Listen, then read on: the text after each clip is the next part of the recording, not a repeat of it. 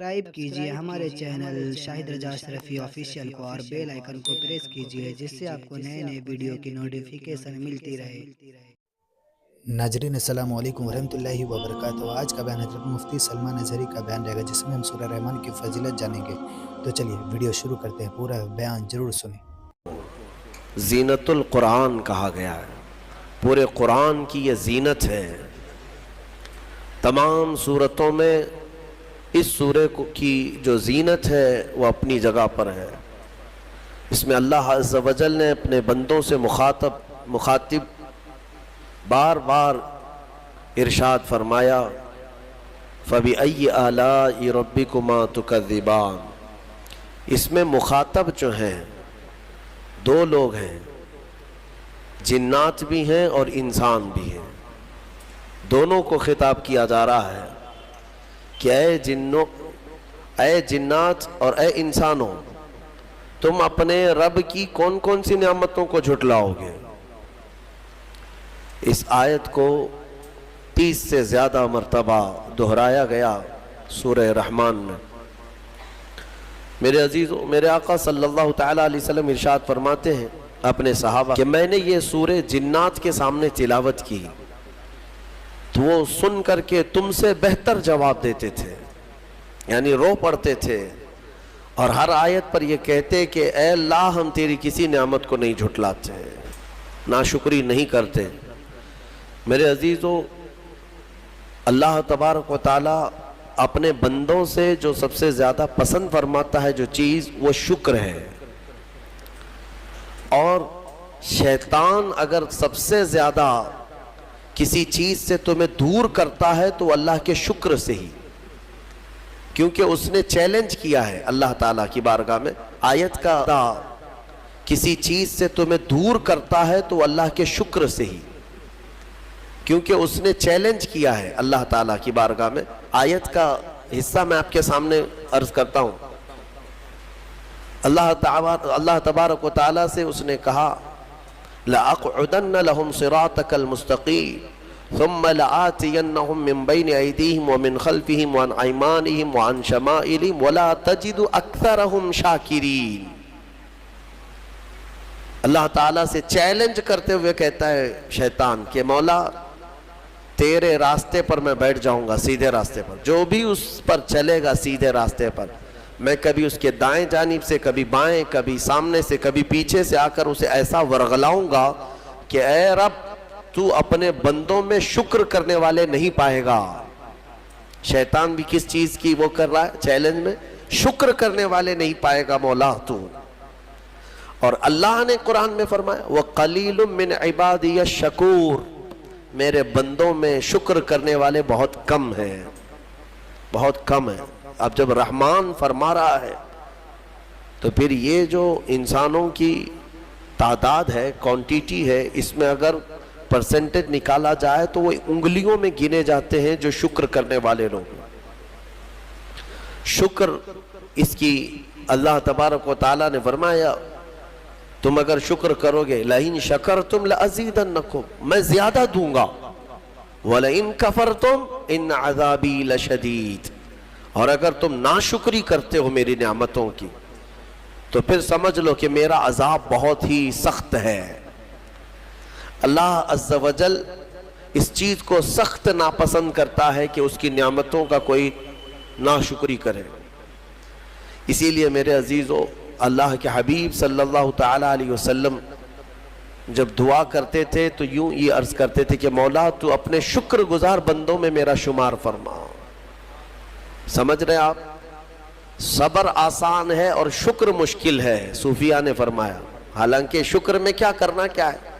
صبر دیکھا جائے تو کٹھن ہوتا ہے، برداشت کرنا ہوتا ہے، مصیبت آئی خاموش رہنا ہے، کسی چیز کی کمی ہو گئی خاموش رہنا ہے، یہی تو صبر ہے۔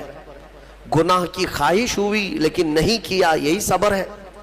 صبر دیکھا جائے تو مشکل ہے، لیکن صوفیہ کرام فرماتے ہیں صبر سے زیادہ مشکل شکر ہے۔ شکر ہے وہ کیسے؟ کہا کہ اس لیے کہ جب خوشیاں آتی ہیں تو عام طور پر انسان ہر چیز بھول جاتا ہے، اسے یاد ہی نہیں رہتا کہ دینے والے کا مجھے شکر بجا لانا چاہیے، وہ بھول جاتا ہے۔ یہی تو ہم نے دیکھا۔ تھوڑا سا تجزیہ کر کے دیکھ لیں اپنی زندگی میں، تھوڑا غور و فکر کر کے دیکھ لیں۔ ہمارے گھروں میں بھی جو کچھ بھی ایکٹیویٹیز ہوتی ہیں، جو معمولات چلتے ہیں، اگر گھر کے اندر کوئی مصیبت آئی تو آپ فاتحہ کروائیں گے، قرآن پڑھوائیں گے۔ میت ہو گئی تو کیا کریں گے؟ سب سے پہلے قرآن پڑھواتے ہیں۔ کسی کی بیماری ہو گئی، نزا کا وقت آیا، کسی کو بلایا، قرآن پڑھوا رہے ہیں۔ بہت سخت بیمار ہے، پانی پڑھ کر کے پھکوا رہے۔ یہ ساری مصیبتوں کے وقت آپ قرآن یا عبادت کی طرف جا رہے ہیں، سجدہ کر رہے ہیں۔ لیکن کبھی شادی ہو رہی ہے گھر میں، بچے کا عقیقہ ہو رہا ہے، ولیمہ ہے، منگنی ہے، ان سب مواقع پر جو خوشیوں کے ہیں، کب قرآن خوانی ہوتی ہے؟ کب قرآن پڑھا جاتا ہے؟ کیا رب ذوالجلال کی بارگاہ میں پہلے سے کوئی شکرانے کی محفل ہوتی ہے؟ بہت کم دیکھا گیا۔ موت پر، غم پر، بیماری پر دعائیں مانگی تو ضرور جاتی ہیں، قرآن پڑھا تو جاتا ہے، لیکن خوشیوں کے موقع پر بندہ بھول جاتا ہے۔ اسی لیے صوفیاء اکرام نے فرمایا شکر جو ہے یہ مشکل ہے، اور منافق شکر نہیں کر سکتا۔ یہ مومن کو عطا کی ہوئی نعمت ہے شکر کرنا۔ شکر کیسے کریں گے آپ؟ شکر کرنے کا، شکر کے بہت سارے طریقے ہیں۔ صرف یہ نہیں ہے کہ زبان سے کہہ دیا الحمدللہ، بلکہ تمہارے ہاتھ و پیر بھی شکر بجا لاتے ہیں، تمہاری زبان بھی اور تمہارا دل بھی۔ تینوں طریقے ہیں شکر کے۔ کسی کی زبان چلتی ہی نہیں تو کیا وہ شکر گزار نہیں ہے؟ لیکن اگر اللہ رب العزت کے حوالے اپنے آپ کو کر دیا، دل سے وہ کہتا ہے کہ مولا میرا کچھ نہیں، سب تیرا ہے، وہ دل سے کہہ رہا ہے، اس کے دل کا شکر ہے۔ وہ ہاتھ اور پیر اگر عبادت کے لیے اٹھاتا ہے تو یہ ہاتھوں اور پیروں کی طرف سے اللہ کا شکر ہے، اور پھر زبان سے اگر کہتا ہے تو یہ زبان کا شکر ہے۔ الحمدللہ۔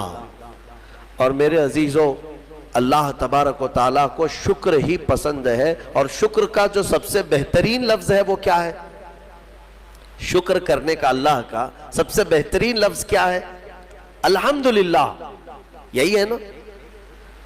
آپ کو عادت ڈالی گئی ہے کہ کسی نے بھی اگر آپ سے پوچھا کہ طبیعت کیسی ہے تو آپ کیا کہتے ہیں؟ الحمدللہ۔ چاہے سر درد ہو ہی رہا ہو لیکن آپ کہتے ہیں الحمدللہ۔ یہ شکر کرنے کا سب سے بہترین لفظ کیا ہے؟ الحمدللہ۔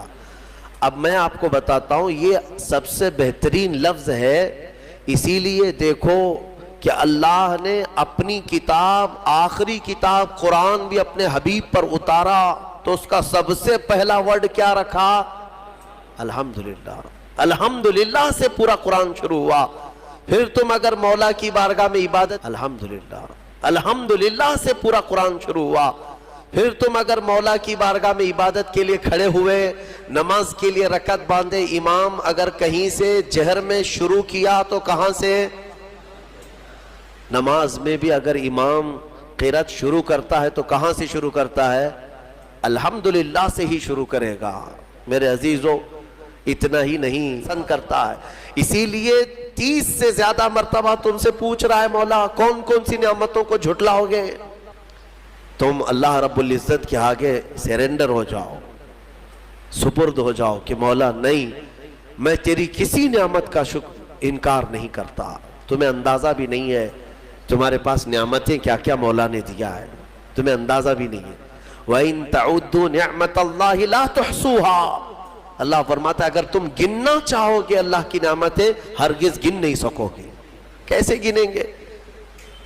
ایک بزرگ نے لکھا ہے کہ اگر کوئی طے کر لیا، توجہ چاہتا ہوں، شیخ سعدی رحمت اللہ علیہ کے حوالے سے یہ بات ملتی ہے، کسی نے طے کر لیا کہ میں اللہ کی ساری نعمتوں کا شکر بجا لاؤں گا، اس نے جو بھی میری نعمتیں دی ہیں سب نعمتوں کا میں شکر بجا لاؤں گا۔ ٹھیک ہے، تمہاری زبان اللہ نے دیا ہے، یہ ایک نعمت ہے، ناک نعمت ہے، کان نعمت ہے، آنکھ نعمت ہے، ہاتھ ہیں، انگلیاں ہیں، پورے جسم میں ایک ایک عضو اللہ کی نعمت ہے۔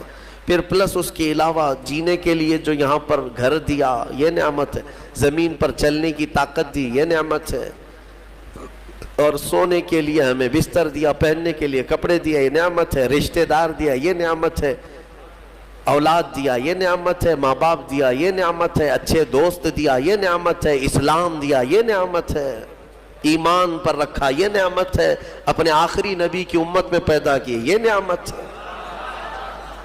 یہ ہزاروں نعمتیں ہیں، لیکن اگر تم چلو طے کر لیتے ہو کہ میں اللہ کی ساری نعمتوں کا ایک بعد دیگرے شکر بجا لاؤں گا، اے اللہ تو نے مجھے زبان دی الحمدللہ، تو نے مجھے ناک دی الحمدللہ، سب نعمتوں کا شکر کرنے کا اگر کسی نے ارادہ کر لیا تو شیخ سعدی فرماتے ہیں تو پہلے وہ بیٹھ جائے، اس کو اللہ نے جو سانسیں دی ہیں نا یہ سب سے بڑی نعمت ہے۔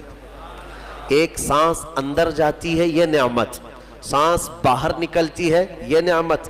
اگر تم نے سانس لے لیا نکلی نہیں باہر تو ختم ہو گئی تمہاری زندگی، اور سانس نکلی اندر لے نہیں پا رہے ہو یہاں پر بھی زندگی ختم۔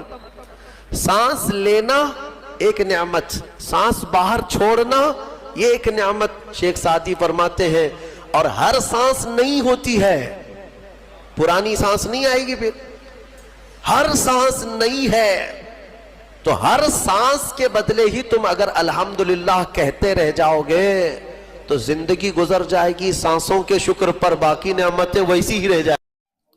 ویڈیو اگر اچھی لگی ہو تو ضرور ویڈیو کو لائک کریں، اور ہمارے چینل پر اگر نئے ہیں تو ضرور سبسکرائب کریں۔ روزانہ اسی طریقے کی ویڈیو آتی رہیں گی جو آپ کے لیے فائدہ مند ہو، ہمارے لیے فائدہ مند ہو۔ تو چلیے ناظرین، ملتے ہیں اگلی ویڈیو میں، تب تک کے لیے السلام علیکم ورحمۃ اللہ وبرکاتہ۔ دعا میں یاد رکھیں۔ ویڈیو اچھی لگے تو ہمارے ویڈیو کو لائک کریں اور ہمارے چینل کو سبسکرائب کریں۔ شکریہ۔